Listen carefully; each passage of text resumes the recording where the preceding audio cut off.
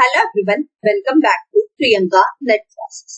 सो basically आज के इस लेक्चर में हम लोग एनटीए यूजीसी नेट जेआरएफ के पेपर 2 कॉमर्स की 1000 पीवाईक्यू सीरीज को कंटिन्यू करेंगे। इस सीरीज में मैं आपके साथ 1000 प्रीवियस ईयर क्वेश्चंस डिस्कस कर रही हूँ और ये प्रीवियस ईयर क्वेश्चंस कहाँ से कहाँ तक के हैं, 2020 से लेके 2023 तक के सारे प्रीवियस ईयर क्वेश्चंस मैं इस सीरीज में आपके साथ डिस्कस करूंगी एंड कवर करूंगी डिटेल में।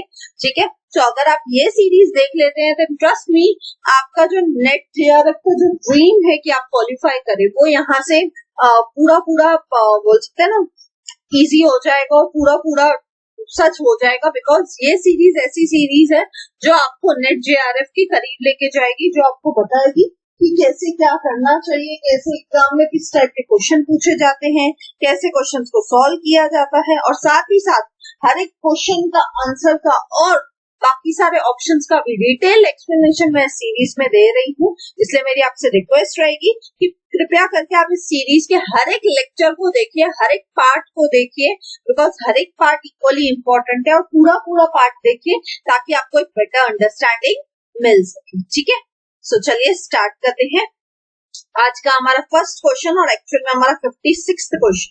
अब आप में से कोई पूछ सकता है 1 to 55 क्वेश्चन कहाँ पे गए, तो आपके पार्ट नंबर 1 to 11 में। ठीक है, पार्ट नंबर 1 to 11 में आपके फर्स्ट 55 क्वेश्चंस हैं। अगर आपने इनको मिस किया है तो मैं 1000 पीवाईक्यूज की सीरीज का लिंक डिस्क्रिप्शन में दे दूंगी, आप जाइए वहां से जाके इस जरूर से इन फर्स्ट 11 पार्ट्स को कवर कीजिए एंड अपने फर्स्ट 55 क्वेश्चंस को भी कवर कीजिए। ठीक है, arrange the following stages of research in a proper sequence. देखिए मैं आपको बार बता रही थी, इससे पहले 55 क्वेश्चन जब हमने कवर किए थे तब भी मैंने आपको बोला था कि पेपर में आप मान के चलिए कि कम से कम आपको 5 से 6 क्वेश्चन कहाँ से आने वाले हैं, सीक्वेंस से आने वाले हैं। ठीक है, तो सीक्वेंस टाइप के क्वेश्चन आप पेपर में एक्सपेक्ट करके जा सकते हैं 5 से 6। और ये क्वेश्चन कैसे सॉल्व होंगे मैंने आपको बताया था, कॉमन सेंस यूज करिए अपनी, है ना, या तो लॉजिक यूज करिए या तो कई बार आप ऑप्शन यूज करके भी क्या कर सकते हैं, ऐसे टाइप के क्वेश्चंस को सॉल्व कर सकते हैं। अब स्टेजेस ऑफ रिसर्च है तो बहुत ही इजी है। ठीक है, एक बार रीड कर लेते हैं सारे को, फिर हम देखते हैं कौन सा पहले आएगा बाद में।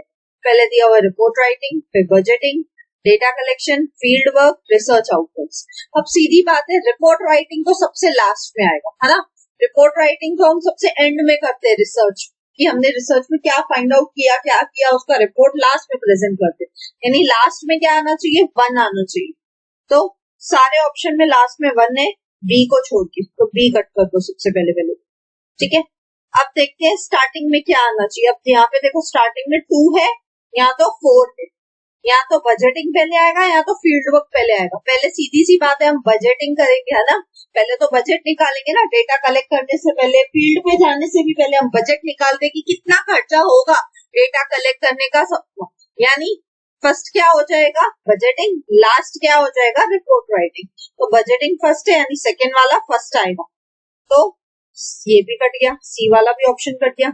अब या तो ये है या तो ए है या तो डी है। अब ए और डी में से देखते हैं, सबसे पहले बजटिंग, सेकेंड यहाँ पे क्या दिया है, 4, यहाँ पे दिया है सेकेंड फील्ड वर्क, यहाँ पे दिया है सेकेंड रिसर्च आउटकम्स। पहले फील्ड वर्क आएगा कि रिसर्च आउटकम्स आएगा, तो ऑब्वियस सी बात है पहले फील्ड वर्क आएगा। सबसे पहले आप क्या करते हो, बजटिंग करते हो, फिर आप क्या करते हो, फील्ड वर्क करते हो, यानी डी भी कट जाएगा, है ना। सो इसका राइट आंसर क्या हो जाएगा, इसका राइट आंसर हो जाएगा ऑप्शन नंबर ए। ठीक है, इसका राइट आंसर क्या है, इसका राइट आंसर है ऑप्शन नंबर ए। कैसे देखते हैं, एक बार कंफर्म करते हैं। सबसे पहले तो बजटिंग, फिर सेकेंड चीज क्या आ जाती है, फील्ड वर्क। आप फील्ड में जाकर काउंट करने की करोगे, फिर आप डेटा कलेक्ट करोगे फील्ड में जाके, फिर आप क्या करोगे, रिसर्च के आउटकम्स निकालोगे, रिसर्च में से क्या मिला, एंड फाइनली लास्ट स्टेज आती है आपकी रिपोर्ट राइट। ठीक है, सो ये आपका स्टेजेस ऑफ रिसर्च। ठीक है, ऐसे टाइप के क्वेश्चन इजी होते हैं बिकॉज अगर आपको बेसिक लॉजिक आता है तो भी आप इसको सॉल्व कर पाएंगे, ऑप्शन की मदद से भी आप सॉल्व कर सकते हैं। ठीक है, आप देख सकते हैं, ये मैंने इमेज लगाया है आपके लिए, यहाँ पे पुटअप किया है। तो रिसर्च प्रोसेस का क्या है, एक बार देख लेते हैं। सबसे फर्स्ट स्टेप क्या होता है, आइडेंटिफाइंग द प्रॉब्लम। पहले तो आपको देखना है आप किस प्रॉब्लम को आपको आइडेंटिफाई करना पड़ेगा, किस प्रॉब्लम पे आप रिसर्च करने वाले हैं उसको आपको आइडेंटिफाई करना पड़ेगा। एक बार आपको प्रॉब्लम मिल गई, फिर आप क्या करते हो, आप लिटरेचर को रिव्यू करते हो। जैसे मुझे प्रॉब्लम मिल गई कि मेरे को सपोज किस पे करना है, क्लाउड कॉमर्स पे करना है, ठीक है। अब ये तो मेरी प्रॉब्लम है, अब इससे रिलेटेड मुझे क्या करना पड़ेगा, मुझे इससे रिलेटेड लिटरेचर रिव्यू करना पड़ेगा सेकंड स्टेप पे आके। फिर थर्ड स्टेप पे क्या होगा, लिटरेचर रिव्यू करने के बाद रिसर्च क्वेश्चन बनाऊंगी, रिसर्च के ऑब्जेक्टिव्स बनाऊंगी, रिसर्च के हाइपोथेसिस बनाऊंगी।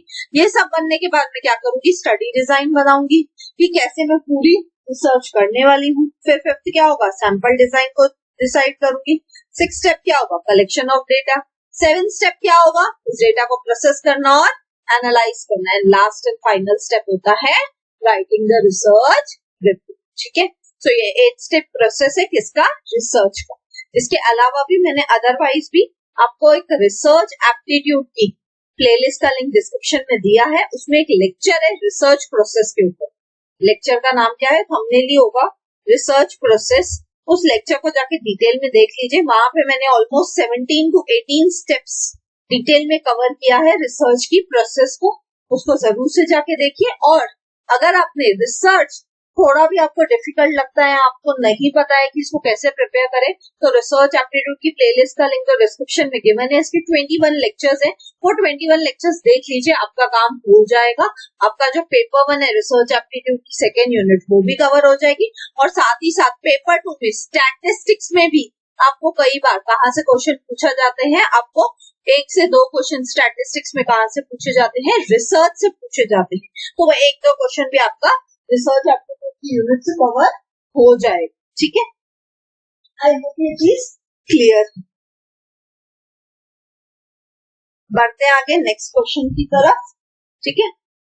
नेक्स्ट क्वेश्चन क्या है, 57th question. The portfolio theory articulates diversification to reduce which of the following risk। क्या बोलते हैं, पोर्टफोलियो थियरी बताती है कि हमें क्या करना चाहिए, डाइवर्सिफाई करना चाहिए ताकि हम किस रिस्क को कम कर सके। अभी सबसे पहले तो पोर्टफोलियो थियरी क्या होती है। पोर्टफोलियो मतलब ही होता है, देखिए जब भी हम इन्वेस्टमेंट्स करते हैं तो हम क्या करते हैं, हम सारे पैसे अपने एक ही जगह पे नहीं डालते, है ना। सपोज जैसे मैं एक इंडिविजुअल इन्वेस्टर हूँ, तो मैं कुछ पैसे अपने इक्विटीज में डालती हूँ, ठीक है। कुछ पैसे मैंने क्या करके रखे हैं, बॉन्ड्स में डाल के रखे हैं। कुछ पैसे मैंने क्या करके रखे हैं, मे बी से पोस्ट ऑफिस स्कीम्स में डाल के रखे हैं, है ना। कुछ पैसे सपोज मैंने कहाँ पे इन्वेस्ट करके रखे हैं, कुछ डेट इंस्ट्रूमेंट्स में इन्वेस्ट करके रखे हैं, है ना। तो ये क्या हो गया, ये बन गया मेरा पोर्टफोलियो, जहाँ पे आप क्या करते हो, एक इन्वेस्टमेंट एक जगह पे इन्वेस्टमेंट ना करके नंबर ऑफ जगहों पे आप अपनी इन्वेस्टमेंट करते हो, उसे हम कहते हैं पोर्टफोलियो। पोर्टफोलियो क्या होता है, पोर्टफोलियो बेसिकली मीन्स कि आप अपने सारे जो इन्वेस्टमेंट्स है वो एक ही जगह पे ना करेंगे, आप उसको क्या करेंगे, डाइवर्सिफाई करेंगे। डाइवर्सिफाई यानी अलग अलग चीजों में इन्वेस्ट करके रखेंगे ताकि आपका पोर्टफोलियो क्या हो, साउंड हो, स्टेबल, ठीक है। अब जब हम पोर्टफोलियो में डाइवर्सिफिकेशन की बात करते हैं तो इससे क्या होता है, इसमें से कौन सा टाइप का रिस्क रिड्यूस हो जाता है, मार्केट रिस्क। पोर्टफोलियो डाइवर्स करने से मार्केट रिस्क कैसे घटेगा, नहीं, क्यों नहीं घटेगा, क्योंकि सपोज मेरे पोर्टफोलियो में मैंने इक्विटी में इन्वेस्ट करके रखा है, ठीक है, और मैंने जिस शेयर्स में इन्वेस्ट करके रखा था, मार्केट के वजह से, मार्केट के अप एंड डाउन के वजह से अब वो शेयर्स क्या हो रहे हैं, डाउन में चल रहे हैं, तो ये तो कहीं से कम नहीं हुआ, है ना। फाइनेंशियल रिस्क ये भी कम नहीं हुआ, अब मेरा शेयर प्राइस ही घट गया, मैंने जिस इक्विटी में जिस शेयर में इन्वेस्ट किया था वो ही कम हो गया, तो ऑटोमेटिकली फाइनेंशियल रिस्क तो मेरे आ ही गया, ये भी नहीं हो सकता है। फिर आता है अनसिस्टमैटिक रिस्क, तो ये इसका राइट आंसर है। अनसिस्टमैटिक रिस्क कम हो सकता है किससे, पोर्टफोलियो थियरी से। क्यों, क्योंकि अगर आप डाइवर्सिफाई करते हो तो डाइवर्सिफाई करने की वजह से वो टाइप के रिस्क जो डायरेक्टली हमें दिखते नहीं है, डायरेक्टली जिनको हम लोग क्या कर सकते हैं, सिस्टम के बाहर भी कुछ रिस्क होते हैं जिनको हम एलिमिनेट कर सकते हैं, वो रिस्क हम ऑटोमेटिकली यहाँ पे डाइवर्सिफिकेशन के through, only and only because of ये डाइवर्सिफिकेशन ऑफ पोर्टफोलियो के थ्रू हम अचीव कर सकते हैं। बिजनेस रिस्क भी कम नहीं होता है। सो इसका राइट आंसर क्या है, इसका राइट आंसर है option number C, unsystematic risk, ठीक है। अब मैं इसका डिस्टिंग्विश बता देती हूँ आपको, सिस्टमैटिक और अनसिस्टमैटिक रिस्क का, ताकि आपको डिफरेंस समझे, ठीक है। देख लेते हैं एक बार सिस्टमैटिक रिस्क और अनसिस्टमैटिक रिस्क। पहले मीनिंग देख लेते हैं। Systematic risk refers to the hazard which is associated with the market or market segment as a whole. Systematic risk simply क्या बोलता है कि ये ऐसा टाइप का रिस्क है जो पूरे मार्केट को अफेक्ट करेगा या किसी मार्केट सेगमेंट को अफेक्ट करेगा, यानी इस रिस्क से आप बच ही नहीं सकते हो, है ना। अगर सपोज आज की डेट में अगर स्टॉक मार्केट हाई पे है, 20,000 क्रॉस कर गया है, तो ये सिस्टमैटिक रिस्क है ना। किसी का अगर शेयर उस चक्कर में किसी को अगर कुछ लॉस हो रहा है इतना हाई होने की वजह से, जैसे लोग जो बुल होते हैं, ठीक है, बुल वाले जो लोग होते हैं जो ज्यादा करके मार्केट को दबा के रखने की कोशिश करते हैं, नीचे रखने की कोशिश करते हैं, उनके लिए तो क्या है, उनके लिए आज की डेट में सिस्टमैटिक रिस्क चल रहा है। क्यों? क्योंकि पूरा का पूरा मार्केट हाई है लेकिन उनके शेयर, उनकी इन्वेस्टमेंट आज लो पे है ना, उनके रिटर्न्स आज काफी लो। तो ये क्या हुआ, ये हुआ आपका सिस्टमैटिक रिस्क जिसमें पूरे मार्केट को अफेक्ट हो रहा है, ठीक है, जो मार्केट से रिलेटेड है।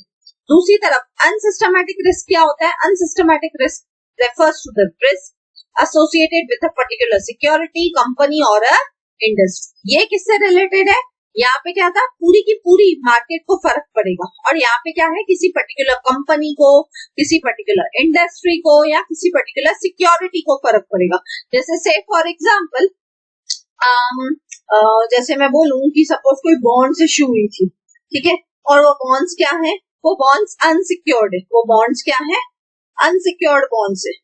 तो कल को आपने उसमें पैसा इन्वेस्ट किया और आपके पैसे डूब गए, तो क्या हुआ, वो अनसिस्टमैटिक रिस्क है, क्योंकि उससे सबको फर्क पड़ा क्या मार्केट में? नहीं, जिन लोगों ने सिर्फ उस बॉन्ड में इन्वेस्ट किया होगा उनको ही फर्क पड़ेगा, राइट। तो वो होता है आपका अनसिस्टमैटिक रिस्क। यहाँ पे पूरा का पूरा होल था, पूरे सबको अफेक्ट पड़ेगा मार्केट में, और यहाँ पे किसी पर्टिकुलर लोगों को, जिन लोगों ने उस जगह पे इन्वेस्टमेंट की होगी, सिर्फ उनको ही फर्क पड़ता, ठीक है। इसका नेचर कैसा है? अनकंट्रोलेबल। क्यों? क्योंकि सीधी सी बात है, सिस्टमैटिक रिस्क पूरे मार्केट को अफेक्ट करती है, मार्केट से रिलेटेड है, तो आप कंट्रोल ही नहीं कर सकते हो, है ना।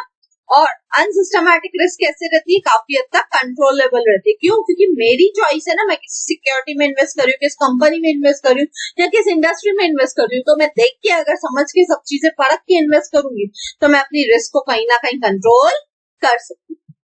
सिस्टमैटिक रिस्क किससे रिलेटेड होती है? एक्सटर्नल फैक्टर से रिलेटेड। ऑब्वियस है, जब मार्केट को फर्क पड़ता है, मार्केट से रिलेटेड रिस्क है, तो सीधी बात है बाहर के फैक्टर्स होंगे, एक्सटर्नल फैक्टर्स होंगे। And on the contrary unsystematic risk कैसे रहते हैं? इंटरनल फैक्टर्स रहते हैं जो आपके हाथ में रहते हैं, ठीक है। यहाँ पे सिस्टमैटिक रिस्क में क्या होता है? Large number of securities in the market are affected. आपकी जितनी भी सिक्योरिटीज है ओवरऑल मार्केट में, सारी की सारी अफेक्ट होती है। और अनसिस्टमैटिक रिस्क के केस में कोई पर्टिकुलर सिक्योरिटी, कोई पर्टिकुलर कंपनी या कोई पर्टिकुलर इंडस्ट्री ही अफेक्टेड होती है, ठीक है। इसके टाइप्स क्या है? सिस्टमैटिक रिस्क के टाइप्स क्या है? जैसे कि इंटरेस्ट बढ़ गया। सिस्टमैटिक रिस्क के टाइप्स क्या है? जैसे कि इंटरेस्ट रिस्क, अचानक से इंटरेस्ट रेट बढ़ जाए। मार्केट रिस्क, मार्केट में कुछ चेंजेस आ जाए। परचेसिंग पावर रिस्क, लोगों के पास पैसा ही नहीं हो परचेस करने के लिए।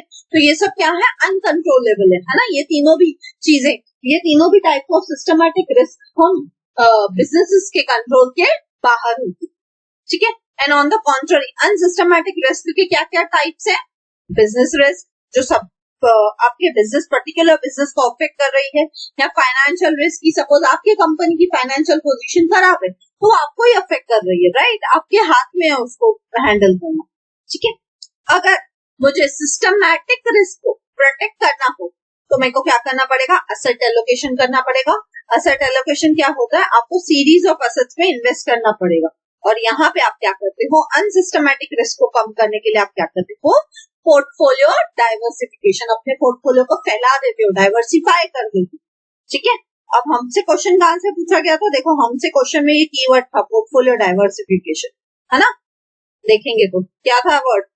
डाइवर्सिफिकेशन और पोर्टफोलियो, है ना, इसको रिड्यूस करने के लिए। तो अब आंसर आ गया आपका अनसिस्टमैटिक रिस्क, ठीक है। आई होप ये क्वेश्चन क्लियर है, और सिस्टमैटिक और अनसिस्टमैटिक रिस्क का जो डिफरेंस है वो भी क्लियर है। देखिए, मैं इसलिए बोलती हूँ, मैं अपने लेक्चर में कभी भी आपको सिर्फ क्वेश्चन आंसर नहीं कराती हूँ, पूरा डिटेल में सारे ऑप्शंस भी समझाती हूँ, और उसके साथ साथ आपको पूरा कंसेप्ट भी समझा देती हूँ उससे रिलेटेड, ठीक है। सो मेरी आपसे रिक्वेस्ट रहेगी, जरूर से जाके अपने फ्रेंड्स के साथ इस वीडियो को जरूर शेयर कीजिएगा ताकि उनका भी बेनिफिट, ठीक है। अब यहाँ पे 58th क्वेश्चन देख लेते हैं। मैचअप दिया हुआ है, ये सारे के सारे मैचअप किससे रिलेटेड है पता है? डिडक्शन से रिलेटेड है। किससे रिलेटेड है? डिडक्शन से रिलेटेड है। ठीक है, इसका एक ही फंडा है, इसको आपको लर्न करना पड़ेगा। अब लर्न करने के लिए मैं आपको क्या कर दूंगी ना, अब फिलहाल के लिए तो मैं क्वेश्चन का आंसर आपको बता देती हूँ। ठीक है, इसका राइट आंसर क्या है? Option number A. कैसे? ATGG किससे रिलेटेड है? Deduction in respect of rent paid. ATGGA किससे रिलेटेड है? Deduction in respect of scientific research. ATGGB किससे रिलेटेड है? Deduction in respect of contribution given by companies to political parties। ATGGC किससे related है? Deduction in respect of contribution given by companies to. अच्छा, ये दोनों same ही दिया हुआ है, तो मे बी यहाँ पे कुछ मिस्टेक हो गया होगा मेरे से बनाने में, इनमें से एक चीज यहाँ पे गलत दी हुई है। ठीक है, बट आंसर राइट है, यहाँ पे ये चीज नहीं होगी, कुछ और होगा। ठीक है, बट नेवरदलेस मुद्दे की बात क्या है, आपको डिडक्शन से ना पेपर में एक क्वेश्चन पक्का आता है। ठीक है, मैं आपको क्या करूंगी, डिडक्शंस आपको सारे के सारे 80 वाले जो है ना, 80G वाले सारे डिडक्शंस जो है ना आपको वो लर्न करने पड़ेंगे। कौन से? 80G वाले सारे डिडक्शंस आपको लर्न करने हैं। अब वो लर्न कैसे करेंगे, उसके लिए मैं ना आपके साथ कल सुबह को टेलीग्राम पे ना आपके साथ शेयर करूंगी। क्या शेयर करूंगी? 80G के सारे डिडक्शंस लर्न करने की जो ट्रिक है ना, वो मैं आपके साथ टेलीग्राम पे शेयर करूंगी। आप वो ट्रिक टेलीग्राम से जाके देख लीजिएगा। उसके थ्रू आप क्या कर सकते हैं, 80G के सारे डिडक्शंस को लर्न करके देखिए। बिकॉज ट्रस्ट मी, हमेशा इन डिडक्शन से एक क्वेश्चन तो आता ही आता है। 1 से 2 क्वेश्चन आप मान के चलिए, यहाँ से पूछे ही जाते हैं। तो आपको बहुत जरूरी है कि आप सारे डिडक्शंस याद रखें, और टेलीग्राम पे मैं ट्रिक शेयर करूंगी, तो उससे तो इजिली सारे के सारे याद कर भी जाएंगे। ठीक है, आई होप ये क्वेश्चन क्लियर है। बढ़ते हैं अगले क्वेश्चन की तरफ। 59 question, market for automobiles need to be segmented on the basis of. क्या बोलता है, जो मार्केट है किसका? ऑटोमोबाइल्स का। ऑटोमोबाइल्स यानी आपके जो व्हीकल्स होते हैं, हेवी व्हीकल्स होते हैं, उसको अगर हमें सेगमेंट करना हो, सेगमेंट यानी डिवाइड करना हो, तो किस बेसिस पे करेंगे? बाइंग बिहेवियर के ऊपर, साइकोग्राफिक्स के ऊपर, ज्योग्राफीज के ऊपर, की डेमोग्राफिक्स के ऊपर? Choose the most appropriate answer. तो सीधी सी बात है, चारों ही लगेंगे, है ना। तो इसका राइट आंसर क्या हो जाएगा? इसका राइट आंसर हो जाएगा ऑप्शन नंबर डी, 1, 2 एंड 3, 4। ठीक है, इसका राइट आंसर क्या है? इसका राइट आंसर है ऑप्शन नंबर डी। कैसे? जब हम सेगमेंटेशन की बात करते हैं, ठीक है, तो और वो भी किसके बेसिस पे? ऑटोमोबाइल्स के बेसिस पे। यानी अपने मार्केट को अपने कैसे डिवाइड किया? अलग अलग मार्केट को, अपने ओवरऑल मार्केट को अलग अलग सेगमेंट्स में डिवाइड किया है। वो भी किसके केस में? ऑटोमोबाइल्स के केस में। तो उस केस में क्या होगा, लोग का बाइंग बिहेवियर भी देखना पड़ता है। जैसे से फॉर एग्जांपल, अगर कोई कार खरीदना चाहते हैं, तो हर कार खरीदने वाले का बाइंग बिहेवियर अलग होगा। किसी के लिए कार में क्या होगा, किसी के लिए कार में ये इंपॉर्टेंट होगा कि लेटेस्ट है कि नहीं, या उसमें मे बी पेट्रोल कार है, डीजल कार है, या मे बी कुछ अब जैसे इलेक्ट्रिक कार्स आ रही है वगैरह वगैरह। तो हर एक का बाइंग बिहेवियर अलग होता है। कोई कस्टमर प्राइस सेंसिटिव होता है, कोई क्वालिटी सेंसिटिव होता है ना, तो सबका बाइंग बिहेवियर अलग होता है। फिर आ जाते हैं साइकोग्राफिक, सबकी सोच अलग रहती है ना। कोई पर्टिकुलर कस्टमर आता ही ये सोच के कि मैं तो हमेशा भाई मेरे पास तो सारी ना ये पर्टिकुलर सीरीज की कार है और मैं इस बार भी यही लूंगा, इसी सीरीज की कार लेने वाला, है ना। फिर आ जाते हैं आपके कस्टमर्स ज्योग्राफी के हिसाब से, है ना। कोई कस्टमर आपका मुंबई का होगा, कोई दिल्ली का होगा, कोई गुजरात का होगा, तो अलग अलग जगहों के हिसाब से। एंड साथ ही साथ हर एक कस्टमर की क्या रहेगी, डेमोग्राफी भी अलग रहेगी। कोई हो सकता है लेट 20s में हो, कोई हो सकता है अर्ली 30s में हो, सबकी एज, जेंडर, सब कुछ अलग अलग होगी। ठीक है, तो अगर आप ऑटोमोबाइल्स मार्केट को सेगमेंट करने की बात करोगे तो चारों ही चीजें जरूरी है। लोगों का बाइंग बिहेवियर कैसा है, लोगों की साइकोग्राफी कैसी है, सोच कैसी है, लोगों की ज्योग्राफी क्या है, एंड लोगों का डेमोग्राफी क्या है। इन बेसिस पे आप अपने मार्केट को ओवरऑल सेगमेंट कर सकते।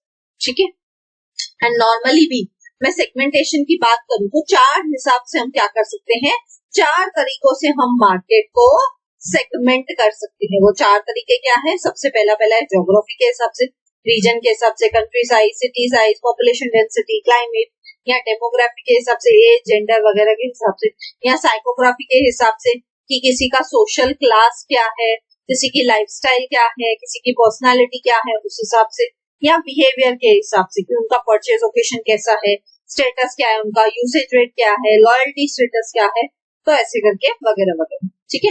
तो ये 4 टाइप के मार्केट सेगमेंटेशन होते हैं। यहाँ से भी मार्केट सेगमेंटेशन के चारों टाइप्स पे हमेशा एक क्वेश्चन पक्का आता है, तो प्लीज इस चार्ट को अच्छे से ध्यान में रख लीजिए।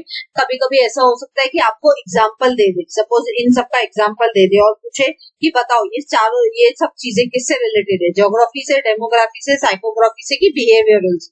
तो आपको अगर अच्छे से पता होगा मीनिंग तो आप इजीली आंसर कर पाएंगे कि ये सारी चीजें किससे रिलेटेड है, बिहेवियरल से। तो ऐसे टाइप के क्वेश्चन भी आपसे पूछे जाते हैं, ठीक है। आई होप मार्केट सेगमेंटेशन क्या है, उसके चारों टाइप्स क्या है, वो अच्छे से क्लियर। बढ़ते हैं आज के हमारे लास्ट क्वेश्चन के ऊपर, जो कि है 16th question. Which of the following is a long term source of finance?